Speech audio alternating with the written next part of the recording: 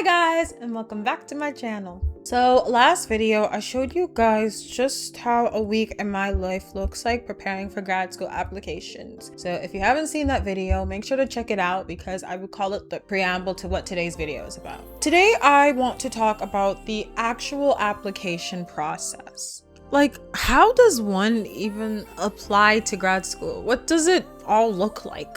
So sit back and let me walk you through what it looks like to apply to a master's program. Of course, in my own special and Jola way.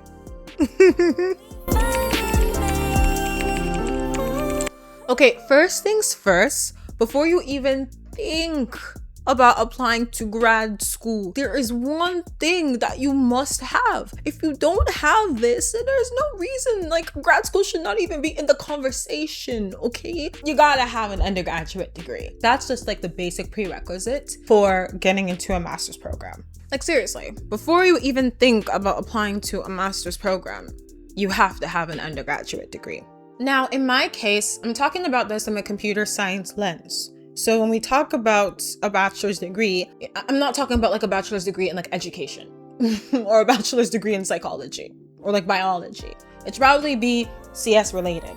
So like a bachelor's degree, obviously in computer science, but like a bachelor's degree like in math or physics with like some computer science courses taken.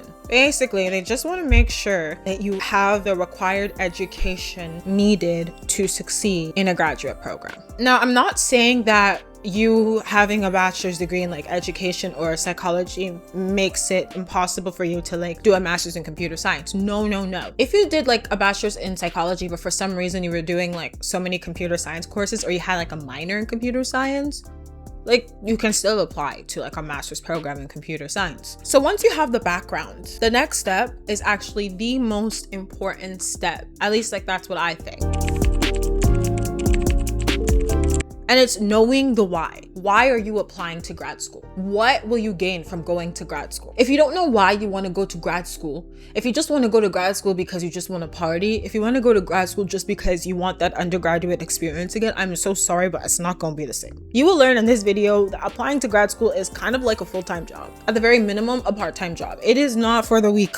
It is not for the weak. So the question really is, why do you actually want to go to grad school? Is it to get a better job?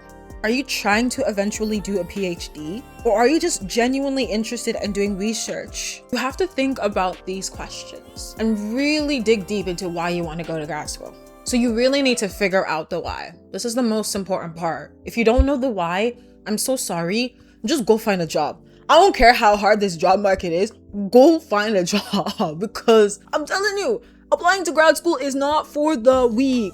So yeah, figure out your why because it's literally going to shape every decision you make after this. Once you know your motivation, the reason why you want to go to grad school, the next big question is this: figuring out whether you want to do a course-based program or a thesis-based program.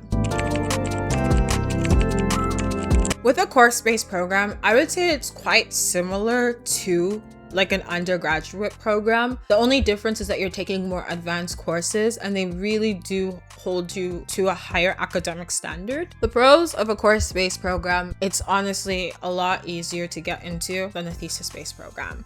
A lot of schools are willing to accept a lot more course-based students. The barrier is a lot lower. You get to take advanced level courses. So if you were interested in cybersecurity, or networks, or I don't know, like deep security stuff, if you're interested in like databases, all of that stuff, you don't really get to explore it a lot in your undergraduate degree. Ooh, also game dev, yeah.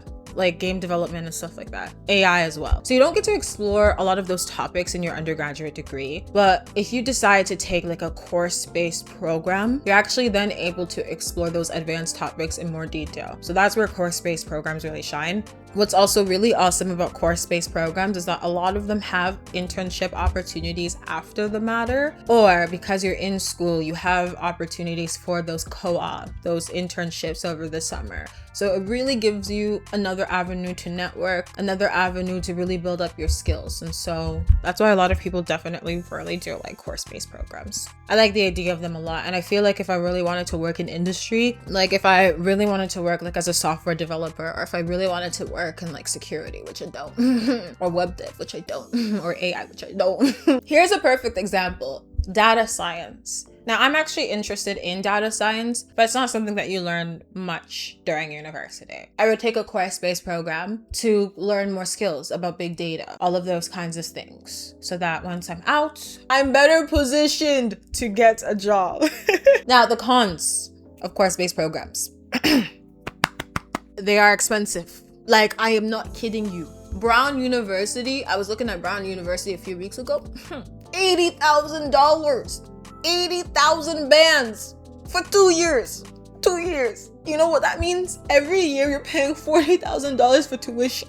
No, I'm not paying $80,000. But yeah, with a course base, you're really footing the bill yourself because you're footing tuition. And then a lot of people don't realize that you're also needing to foot rent. There's other expenses other than tuition. That's like the con, or the cons I would say, of course-based programs. I guess another con is that they're seen as like cash cow programs. And if you don't go to like a good course-based school, it's not really gonna help you have a leg up. Like you wanna go to a course-based school that has like a lot of notoriety, those like well-known schools. If you go to like ones that are not like well-known and you're spending like a lot of money, you're not really gonna get those connections. Next is your thesis-based programs. This is where you actually get to do research. To me, I feel like it's the best of both worlds because not only do you get to do your own research, but you also get to still do those advanced topics. So yeah, with thesis-based programs, you get to have your own research. Another benefit is that, at least here in Canada, our thesis programs for masters are funded. So I just find that really awesome. With tuition being funded, what I can do is work and save up money for rent, for transportation, for food, for all of those kinds of costs so that I don't have to worry about that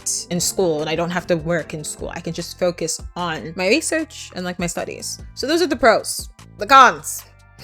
The application process is just a lot longer. It's a lot tougher. And you know how I said a lot of people can get into course-based schools? It's a complete opposite for thesis-based programs. It's really, really hard to get into a thesis-based program. Like, I'm not gonna lie. It's really, really hard. And it's always based on fit. So you have to make sure that your research interests lines up with whatever the school's research interests are, as well as the professors. Because if they don't, then you're wasting your time applying to the school, in my opinion, at least. It's a tough process. It is not for the weary. Like I said, it's not for the weak.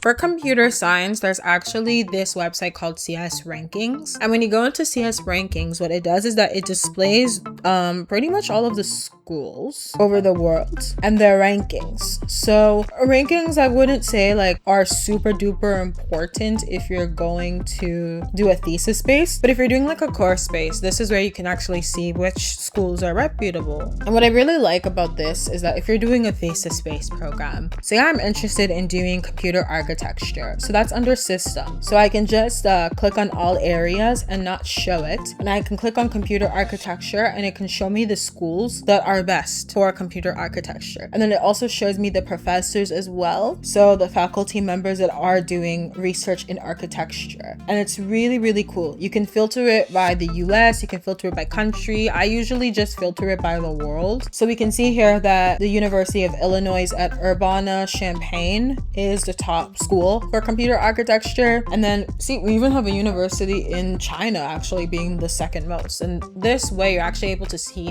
what kinds of schools all over the world would really fit with what you're interested in. See why I said it's so important for you to know why you want to go to grad school and what you're interested in. So if we're using me, for example, I would click on programming languages. And as you can see, these are the schools that I took a look at. I took a look at actually a lot of these schools. And that was how I was really able to create my own little short list of like the schools that I wanted to go to. It's a really, really good tool, csrankings.org. I really recommend it.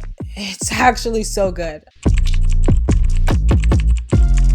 Okay, so then pretty much after you do that, it's all just about the application process and prepping your materials. It's all about writing, contacting people, really thinking about your background, why are you qualified to go to grad school, all of that stuff. I will say this one thing, writeivy.com is actually a great resource for writing a statement of purpose or like a letter of intent. I find it so amazing because it structures it in such a way that helps the ideas flow. So I find that really helpful. You don't have to follow the structure down to a T, but it really helps me to think about really the motivation behind going to grad school. So yeah. And then in regards to like referees, I recommend contacting them when you're pretty much done with your application and they're the last step. But the thing is that I also recommend starting your applications early anyways, so that by the time it's like September, as soon as they open up, you have everything ready. All you gotta do is be like, ring, ring.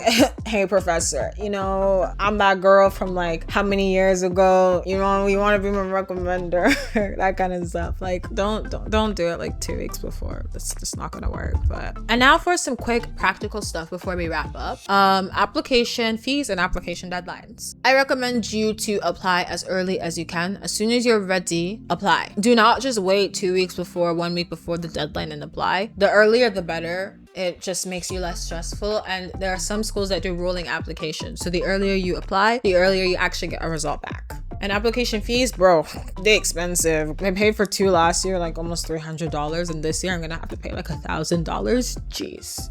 They're expensive, so budget for that actually. So that's the overall process. So I hope you guys enjoyed this video. I'll see you guys in the next one.